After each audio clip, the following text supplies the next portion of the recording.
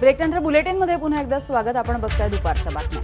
आपल्या लहान मुलांना मतदान केंद्रावरती नेणं हे काही नेत्यांना चांगलंच भोवणार आहे. अकलूजमध्ये झेडपीचे राष्ट्रवादीचे उमेदवार अर्जुन सिंह मोहिते पाटील यांनी आपल्या लहान मुलाला मतदानाच्या केंद्रावरती नेलं आणि त्या लहान मुलानं मतदान करण्याचं बटण देखील दाबलं होतं.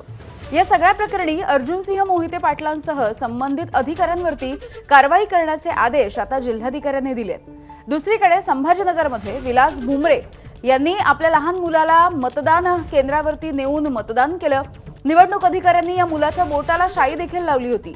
त्यामुळे शाई लावणाऱ्या कर्मचाऱ्यावरती आणि पोलीस कर्मचारी, केंद्र प्रमुख यावरती कारवाई करण्याचे आदेश जिल्हाधिकाऱ्यांनी दिलेले आहेत.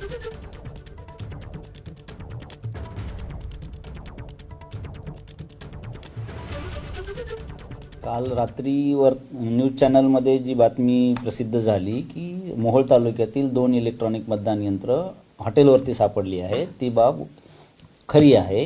परंतु ती मशीन्स ज्या पद्धतीने आरोप करण्यात आले स्थानिक नागरिकांमार्फत किंवा तिथं उपस्थित असलेल्या व्यक्तींमार्फत की हे गैरप्रकार करण्यासाठी घेऊन जाण्यात येत होत्या, यामध्ये जराही तथ्य नाही. ही आमची राखीव मतदान यंत्र आहेत जे मोहोळ तालुक्यामध्ये जवळपास 30 झोनल अधिकारी असतील, तर अशा प्रत्येक झोनल अधिकाऱ्याकडे 2च्या संख्येनं आम्ही त्यांच्या कार्यक्षेत्रात अचानकपणे कुठली मशीन बंद पडली तर वापरता यावी या कारणासाठी दिलेले असतात. आरोप करण्याचा प्रयत्न केला की याच्यातून काही गैरप्रकार घडतोय का किंवा शंका व्यक्त केली. त्यांची शंका जरी रास्त असली तरी असा कुठलाही प्रकार या माध्यमातून घडू शकत नाही, घडलेला नाही असं मी आपल्याला सांगू इच्छितो. सोलापूरच्या मोहोळमध्ये ईव्हीएम मशीन चक्क एका ढाब्याबाहेरच्या गाडीमध्ये आढळून आल्याचा धक्कादायक प्रकार समोर आलेला आहे.